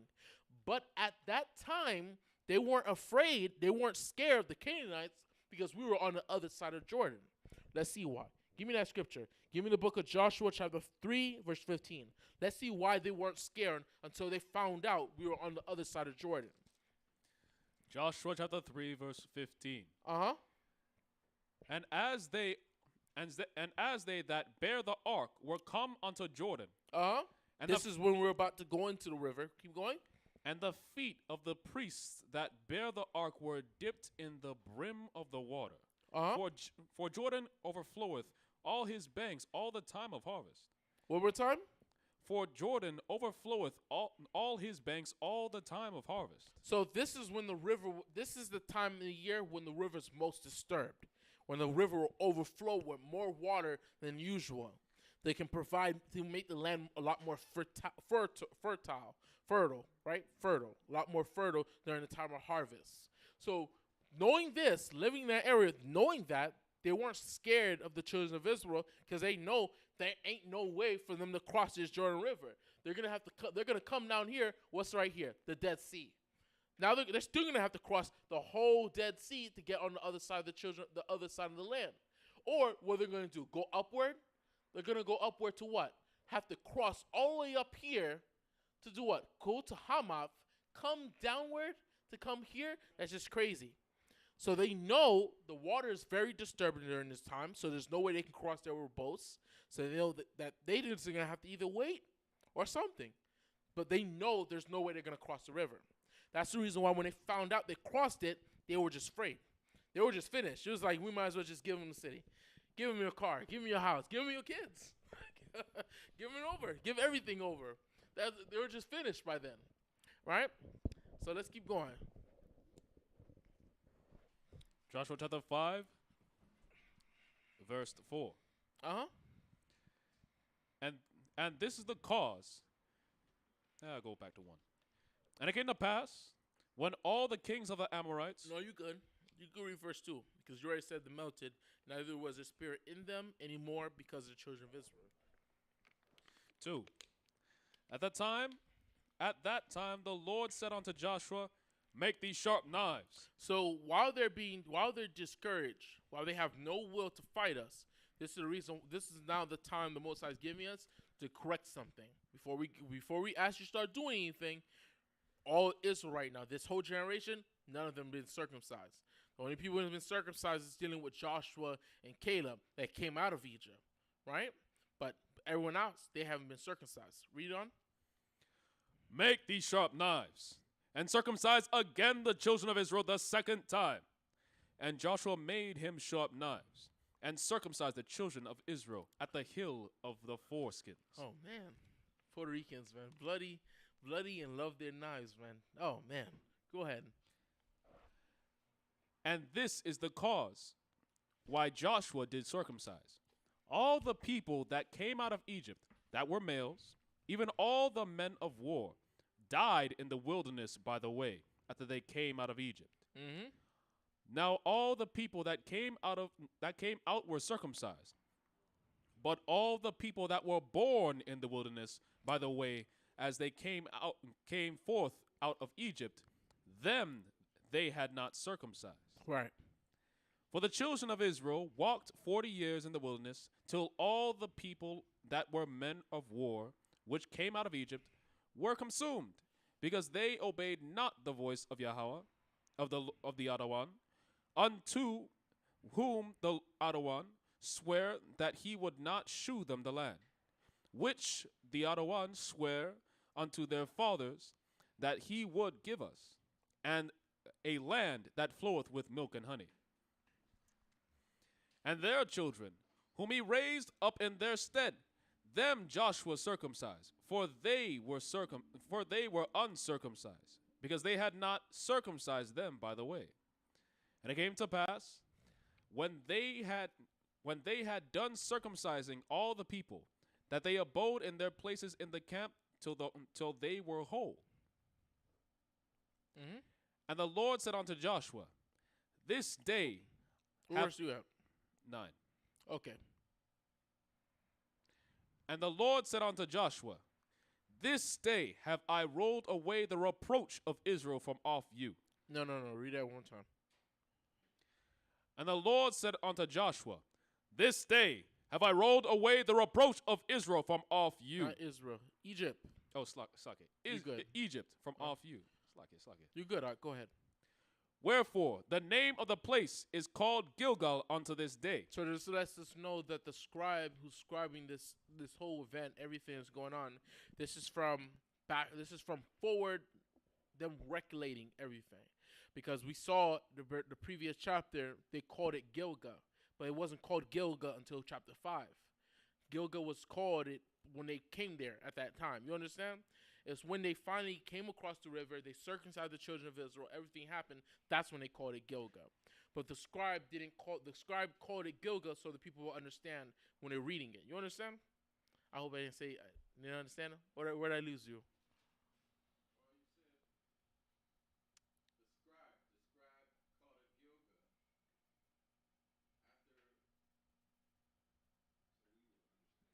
Oh, for example, it's like, how can I explain? For example, when you read Genesis chapter 2, chapter 2, it says that when it mentions the Garden of Eden, it mentions all these places so that the people who are reading at the time can understand where these rivers are. For example, it calls it certain names, and then it uses modern names that is called at that time so people can understand where the rivers are. For example, it will say Pison, but then it will say, where the land of Ethiopia is. But during Genesis chapter 2, there was no Ethiopia because Ethiopia comes from Cush. Cush came from Noah. Noah did not live yet. You understand? So the scribe who's scribing it wrote the names of modern names at that time so the people who's reading it could comprehend where that area is. Right? So chapter 4, they put Gilgal there, but it wasn't called Gilgal until they actually crossed it. Right? Until they got circumcised. I only told you that. I only explained that so that it doesn't become confusing when you reread this or review it, right? Yeah. Gun. Go ahead. Con. This guy. Verse 10. Verse 10. Uh-huh. And the children of Israel encamped in Gilgal and kept the Passover on the 14th day of the month at even in the plains of Jericho. Right. And they did eat of the old corn on the land on the morrow after the Passover, unleavened cakes and parched corn in the selfsame day. And the manna ceased on the morrow after they had eaten of the old corn of the land. Very significant. Very significant. Why? Because the Most High was supplying our food source the whole time we was in the wilderness. He was supplying us with manna, the foods of angels. That's what the scripture calls it. The foods that the Most High supplied for us, manna that came from the sky, that came upon the ground, and we took it and we ate it. Right? It wasn't until we actually came into the land, when we actually finally came into the land, that the Most High ceased from providing us manna to eat. Right? Someone give me Exodus chapter 16, verse 35. Quick on the sword. Right? Exodus chapter 16, verse 35.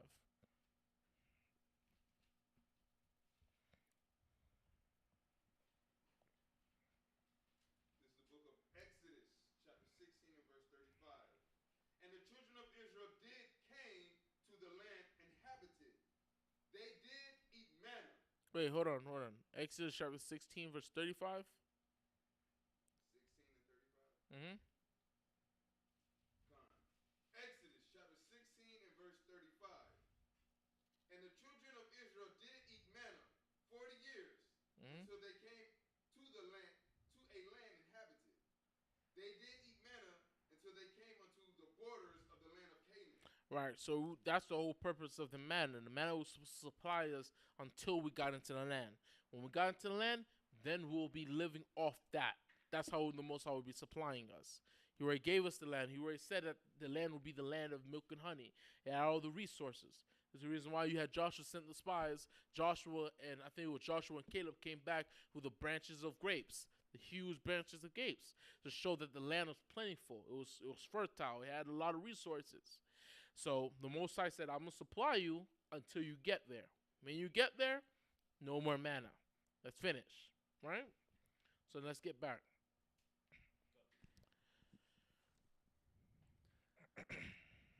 13. Mm-hmm. Actually, 12. And the manna ceased on the morrow after they had eaten the old corn of the land. Neither had the children of Israel manna any more, but did eat of the fruit of the land of Canaan that year. Mm-hmm. And it came to pass, when Joshua was by Jericho, that he lifted up his eyes and looked, and behold, there stood a man over against him with his sword drawn in his hand. And Joshua went unto him, and said unto him, Art thou for us, or for our adversaries? Yeah, so look at this. Joshua sees this situation. Joshua's a man of war. He's a military man. And being a military man, you understand a man doesn't draw his sword for nothing. You draw your sword. There's an old saying: if you're gonna stretch forth your sword, you better bring it back bloody. If you're gonna take out your sword, you better bring it back wet. Right? So Joshua understood that. But being a righteous man and not a presumptuous man, he decided to do what? Ask them, are you for us? Are you a part of our ranks? Or are you a part of the enemy? If it was Esau makes an excuse. If it was our enemy, our oppressor, he'll make an excuse for his evil. Oh, I felt afraid. I was scared for my life. Right? Like he makes excuses all the time. But that's not the way the Most High has built it up as the children of Israel. We're not supposed to move our presumptions. This is the reason why even when it came to judging our people, we had to hear the whole matter. Hearing the whole matter deals with patience, humility, waiting, understanding the situation, rather than just acting. You can't just act. You have to think, just like you have to think before you speak. Con? It's just simple lessons you can learn from history. Keep going. And he said, Nay, but as a captain of the host of the Lord am I now come. And Joshua fell on his face to the earth, and did worship, and said unto him, What saith my Lord unto his servant? And the captain of the Lord's host said unto Joshua, Loose thy shoe from off thy foot, for the place whereon thou standest is holy. And Joshua did so. Now Joshua was straitly shut up because of the children of Israel. None went out, and none came in. And the Lord said unto Joshua, See, I have given into thine hand Jericho, and the king thereof, and the mighty man of valor. And ye shall compass the city, all ye men of war, and go round about the city once. Thus shalt thou do 6 days. And 7 priests shall bear before the ark 7 trumpets of ram's horns. And the 7th day ye shall compass the city 7 times. And the priest shall blow with the trumpets. And it shall come to pass that when they make a long blast of the ram's horn, and when ye hear the sound of the trumpet, all the people shall shout with a great shout, and the wall of the city shall fall down flat, and the people shall ascend up every man straight before him. And Joshua the son of Nun called the priests and said unto them, Take up the ark of the covenant, and let 7 priests bear 7 trumpets of ram's horns before the ark of the Lord. And he said unto the people, Pass on, and compass the city, and let him that is armed pass before the ark of the Lord. And it came to pass, when Joshua had spoken unto the people, that the 7 priests bearing the 7 trumpets of ram's horns passed on before the Lord, and blew with the trumpets, and the ark of the covenant of the Lord followed them. Mm-hmm. So the point of this is that to understand what in Israel, even in our scriptures, it deals with sometimes deals with numerology. Not even sometimes, all the time, really. It's the reason why it constantly mentions the 12. That's why when we went to Revelation chapter 12, it said the woman had the 12 stars, dealing with the 12 tribes of Israel, right? A lot of times you'll see us dealing with the concept of numerology, which is 7, 7, 7. What's so significant with 7? 7 deals with completion, or something being finished, right? 8 deals with what? 8 deals with renewal, beginning, right? So you'll see a lot of that numerology constantly being repeated in the scriptures. But go ahead. Oh, but there's a word for this that's going on. The angel of the Lord is giving Joshua instructions. 7 priests, 6 days, 6 this, 7 this, 7 trumpets. All this is dealing with a concept called concurrent. Concurrent, I think it's dealing with it's a word called concurrent. Concurrent is like a spiritual concept, that things that's being done in the eschaton, or what you will call the spirit world, things that's being done in the spirit world are affecting the things that's being done in the physical known world, right? Like the reason why he physically have 7 trumpets or 7 priests doing this is because there's things that's being done in the spirit world that's supposed to mirror the things that's being done in the physical world, right? That's the whole point. So go ahead. Gun. 6. Actually 7. And he said unto the people, pass on and compass the city, and let him that is armed pass on before the ark of the Lord. And it came to pass, when Joshua had spoken unto the people, that the 7 priests bearing the 7 trumpets of ram's horns passed on before the Lord, and blew with the trumpets, and the ark of the covenant of the Lord followed them. And the armed men went before the priests that blew with the trumpets, and rearward came after the ark, the priests going on and blowing with the trumpets. And Joshua had commanded the people, saying, Ye shall not shout, nor make any noise with your voice, neither shall any word proceed out of your mouth until the day I bid you to shout. Bid you shout. Then So this success or victory would not have been obtained if it's not through the Most High. The Most High is not going to give us if we want to do it on our own will. It's just like when we want to leave here. We want to get out of Babylon. We want to get out of this captivity, but it can't be done on our own accord. It can't be done when we want it. It has to be done how the Most High wants it. But keep going. And I'm sorry. Yeah. Then shall ye shout. Uh-huh. So the ark of the Lord compassed the city, going about it once. And they came into the camp and lodged in the camp. And Joshua rose early in the morning, and the priests took up the ark of the Lord. Right. And 7 priests bearing 7 trumpets of ram's horns before the ark of the Lord went on continually and blew with the trumpets, and the armed men went before them. But the rearward came after the ark of the Lord, the priests going on and blowing with the trumpets. And the second day they compassed the city once, and returned unto the camp. So they did 6 days. And it came to pass on the 7th day that they rose early about the dawning of the day, and compassed the city after the same manner 7 times. Only on that day they compassed the city 7 times. And it came to pass at the 7th time, when the priests blew with the trumpets, Joshua said unto the people, Shout, for the Lord hath given you the city, and the city shall be accursed, even it, and all that are with therein, to the Lord. Only Rahab the harlot shall live, she and all that are with her, in the house, because she hid the messengers that we sent. And ye, in any wise, keep yourselves from the accursed thing, lest you make yourselves accursed. When ye take of the accursed thing, and make the camp of Israel a curse, and trouble it. But all the silver and gold and vessels of brass and iron are consecrated unto the Lord. They shall come into the treasury of the Lord. So the people shouted when the priest blew with the trumpets.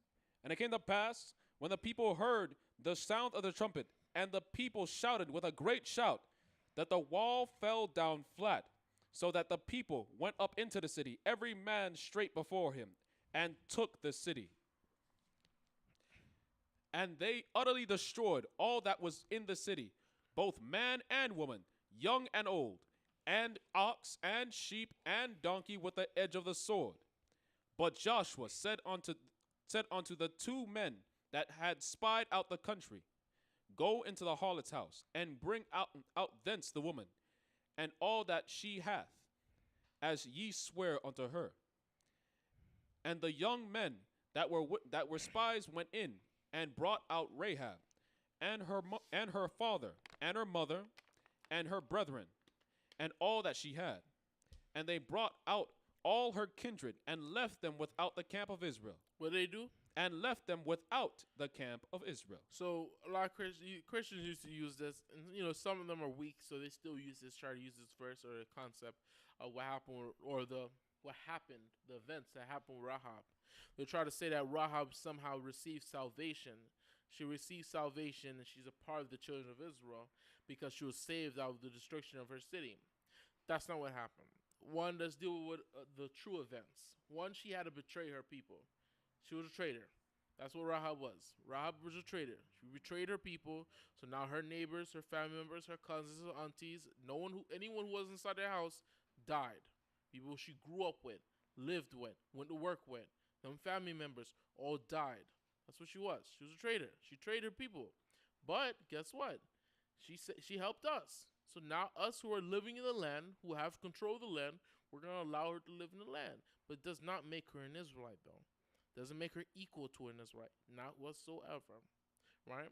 And let's deal with how nothing changed. Her estate with the people did not change. Let's see that. Read verse 23 one more time. Verse 23.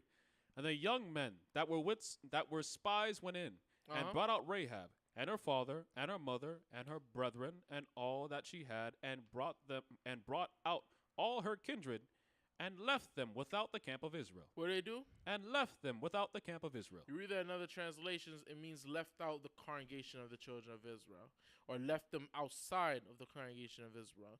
They were not brought within the congregation of Israel because they are not Israelites.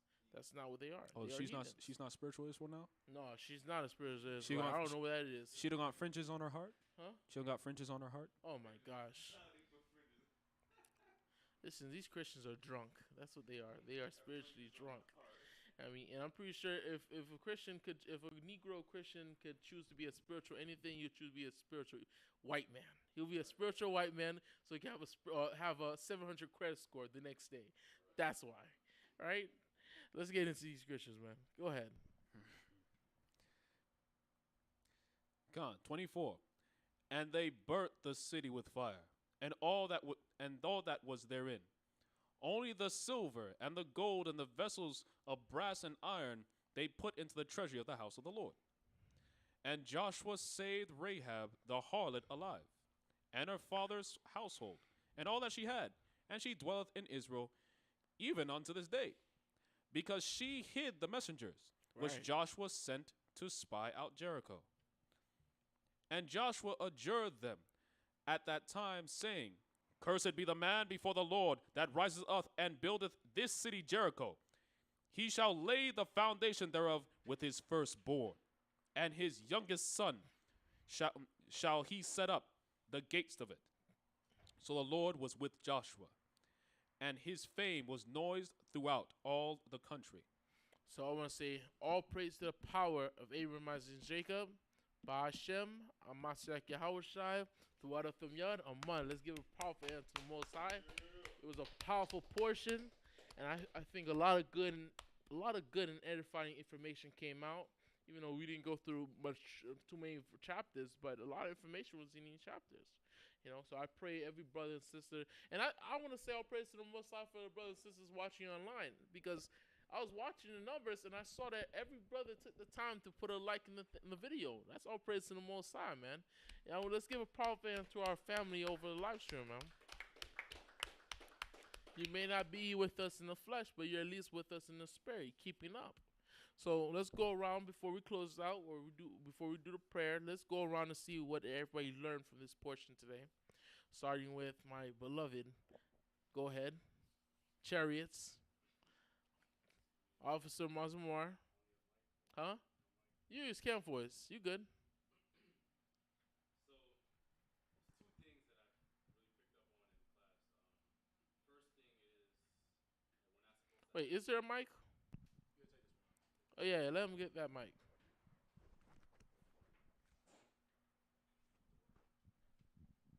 There you go. All praise the Most High. Yeah, Khan. So the first thing I learned was that we're not supposed to have, the spirit of fear. That's the spirit of Satan. So we're not supposed to have the spirit of fear with the Most High. Second thing is we're not supposed to, doubt ourselves if we're gonna make it into the kingdom, or if we're gonna even, just cloud our thoughts with a whole bunch of negativity and stuff like that. We're not supposed to move like that, because that's not according to the will of the Most High. Right. So those two things I picked up. All praise to the Most High. Powerful. Next person. Trooper Lashwan. Huh? All right, well, you just learned something. Here, come take this mic up here. The water. Shalom. Shalom. One thing I would say is Joshua had a lot of faith on the Most High. He listened to everything the Most High said. Slakia, speak up a little bit. I said one thing I learned from what I just read there, that Joshua, he let the Most High lead him, so he had a lot of faith in the Most High. So whatever Most High would tell his mission, he tell it to the people, and then the people will follow, which is that he was a great leader, and then he had a people around. His soldiers was organized themselves, and whatever he said, they follow. Right. That's a good example of Joshua, because Joshua learned a lot from his predecessor. He learned a lot from what happened with Moses, how much the children of Israel stretched them out to the point where he erred before the Most High. Because the higher you get in position, the much more even the Most High is requiring from you, and much more Satan is watching you. As much more he wants to knock that box under your leg so you can fall and bust your behind. Right? You look like a fool before the Most High, man. The next person. All praise to the Most High. That was a good question. That was a good response. Go ahead. Elder Bunyan. Mine's not too heavy. It was just the tribes of Reuben, Gad, and Manasseh. They had a lot of cattle, and they were, like fierce warriors.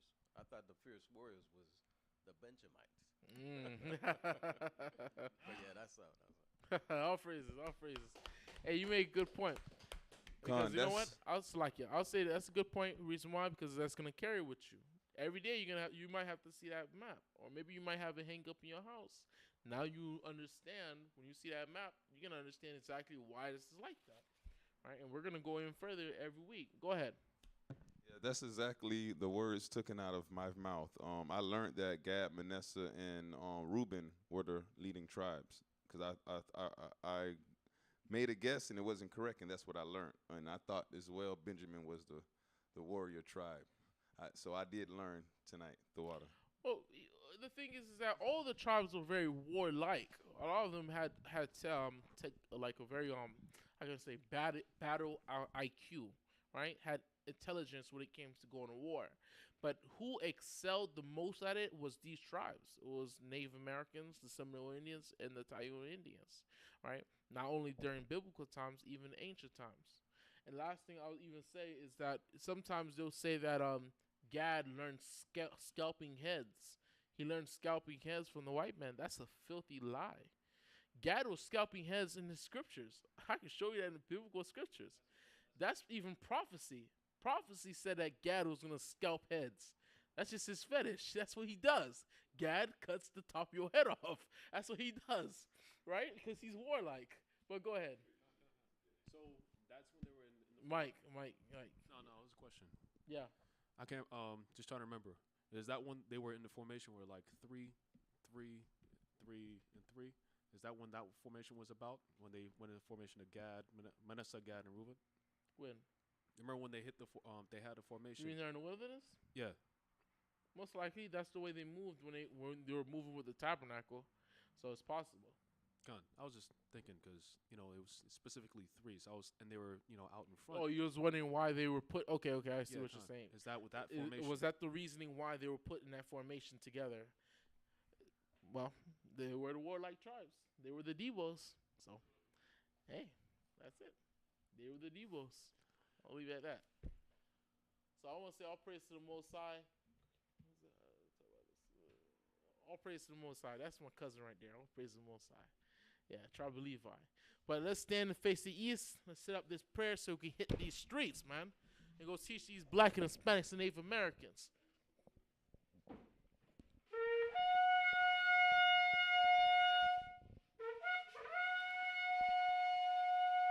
Muslim, the prayer sign. The prayer, yeah.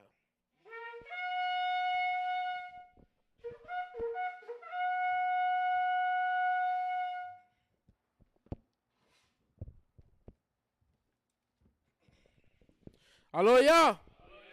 Lawya. Who's the power? Y'all's the power. Who's the power? Y'all's the power. By Shem? Y'all side. By Shem? Y'all side. Psalms 133 in the Lashon Korash, repeat the Hebrew. Shayar, Shayar. Ha'alwaf, Amayawath. Ladawad, Adawad. Hana, Ana. Ma, Ma. Tawab, Tawab. Wama, Wama. Nayam, Nayam. Shabbath, Sabath. Akyam, Akim.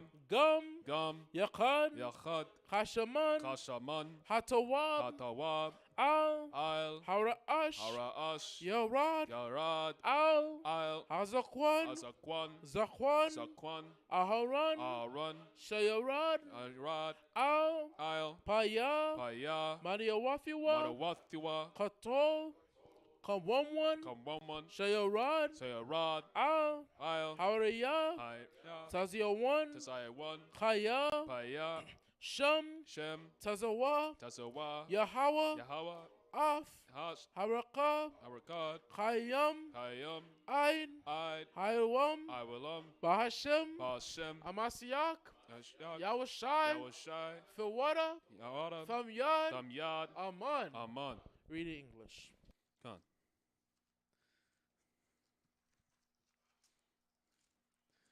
Psalms 133 in English. Gone. Behold, how good and how pleasant it is for brethren to dwell together in unity. It is like the precious ointment upon the head, that ran down upon the beard, even Aaron's beard, that went down to the skirts of his garments, as the dew of Hermon, and as the dew that descended upon the mountain of Zion, for there the Lord commanded the blessing, even life forevermore. Baal Shem, Amashak Yahushai Tawaratham Yad, Aman. Hallelujah. Clap it up, clap it up.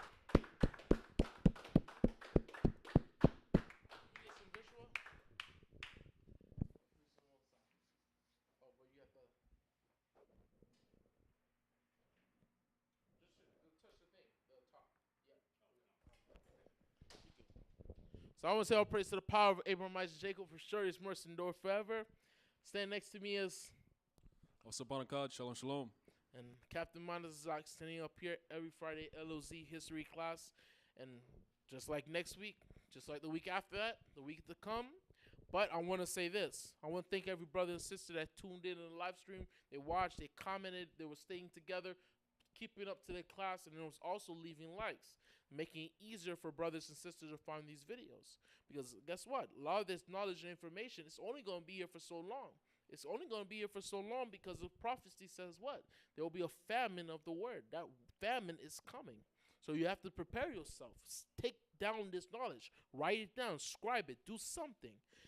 Last thing I'll say, there was a testimony for a brother. He came here to L.O.Z Zion. He actually learned the truth through the notes of his father, writing down precepts after his father passed away. So his father may have never left him physical money, but his father left him the most important thing, and that was his truth through his notes that he took down. L.O.Z's Friday, our L.O.Z Holy Passover is going to be April 14th. I pray every brother and sister keep in tune, because tomorrow all the information will be delivered by our beloved Captain Aliyah. If you could put the L.O.Z Cash App on the chat for the brothers and sisters, if it be possible, you can donate whatever you can to help us push this truth as much as possible on these streets and keep these lights on to continue to be a sanctuary for our people. What happened? I think it's L.O.Z something. Yeah. Money sign V L.O.Z. Yeah. So if you're able to send anything you can, anything, as much as possible, it's money sign V L.O.Z. Help us push this truth as much as possible. I want to say shalom to the nation of Israel. Hallelujah. And we got next. We got next.